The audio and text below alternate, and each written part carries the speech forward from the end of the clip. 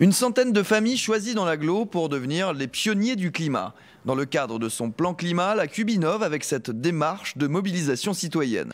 Exemple avec la famille Renouleau, sensibilisée lors d'un voyage autour du monde. Nous sommes partis donc en septembre 2011, nous avons fait un voyage d'un an, une année autour du monde, un voyage autour du monde. Nous avons visité plusieurs pays. Ce qui nous a surtout le plus frappé, c'est le problème de l'eau qui existe au monde, dans le monde, partout dans le monde.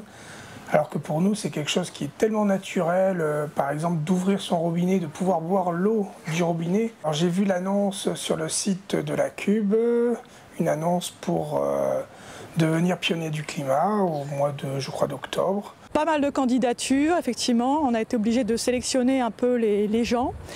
Il y a aussi pas mal de gens qui suivent le site internet, donc on voit que le site Facebook, les tweets aussi, ça marche pas mal.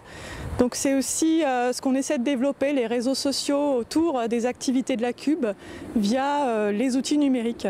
On a cherché en fait à construire un panel qui soit représentatif de la population communautaire, avec des types de foyers différents. Donc on a des colocations d'étudiants, des familles propriétaires avec 2 enfants, des retraités, des familles monoparentales. Voilà, c'est vraiment varié.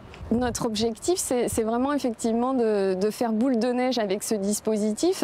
Nos pionniers du climat vont devenir en quelque sorte des ambassadeurs du climat et puis diffuser toutes ces informations autour d'eux.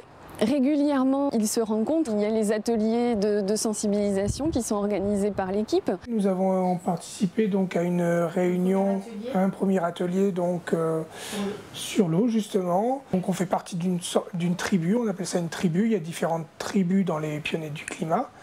Donc cet atelier était mené par 2 personnes très bien, très intéressant. Dans l'atelier, on nous a fourni également quelques outils effectivement pour participer à l'économie soit de l'eau, soit effectivement énergétique. Les volontaires ont tous reçu le kit du parfait pionnier. Ampoule basse consommation, bloc multiprise avec interrupteur, douchette hydro-économe et même une tablette tactile pour accéder facilement à la plateforme des pionniers. On a eu comme cadeau par exemple une poche en plastique qu'on a installée donc dans le réservoir des toilettes.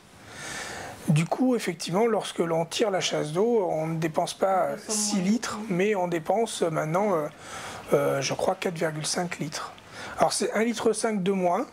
Alors ça paraît peut-être pas énorme, mais néanmoins, si on reporte ça au niveau de la consommation annuelle, je pense que ça va faire quelques décilitres. Tous les mois, nous demandons aux pionniers du climat de réaliser des relevés de leurs compteurs d'énergie, d'eau et plus récemment, comme nous commençons là la thématique de la mobilité, ils réalisent également des relevés mensuels de leurs compteurs kilométriques, alors de leurs voitures et des 2 roues motorisées. C'est très intéressant pour eux d'avoir des résultats et de voir les économies en fait, qu'ils peuvent réaliser. C'est très ludique, c'est dans une ambiance très conviviale, c'est pas du tout ce qu'on pourrait y avoir comme image, l'écologiste des années 70 avec les longs cheveux et puis la grande barbe. C'est pas du tout comme ça, ce sont des gens comme vous et moi, comme tout le monde en fait, qui ont pris conscience qu'il y a quelque chose qui doit être fait pour la planète.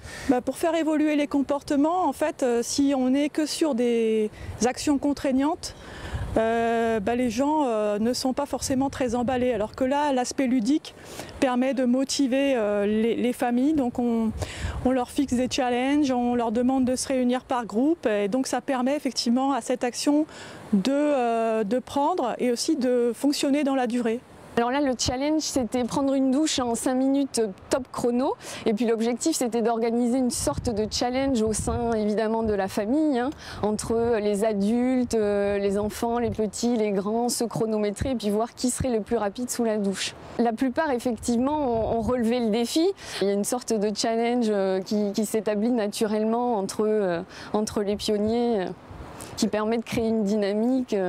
Ce qu'on veut montrer, c'est qu'il n'y a pas de grands changements en fait, dans notre mode de vie, quoi. Ce qu'on fait, c'est simplement, on fait attention à ce que faisait en fait, ce qu'on dit souvent, ce que faisaient les vieux.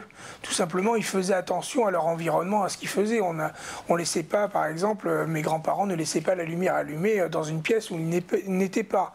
C'était quelque chose qui était logique pour eux. En fait, on revient sur un système peut-être ancien, cohérent, mais simplement cohérent. Une projection gratuite est organisée le mercredi 3 avril au cinéma Jean Eustache de Pessac. Une planète, une civilisation de Gaël Dérive, à voir à 18h30.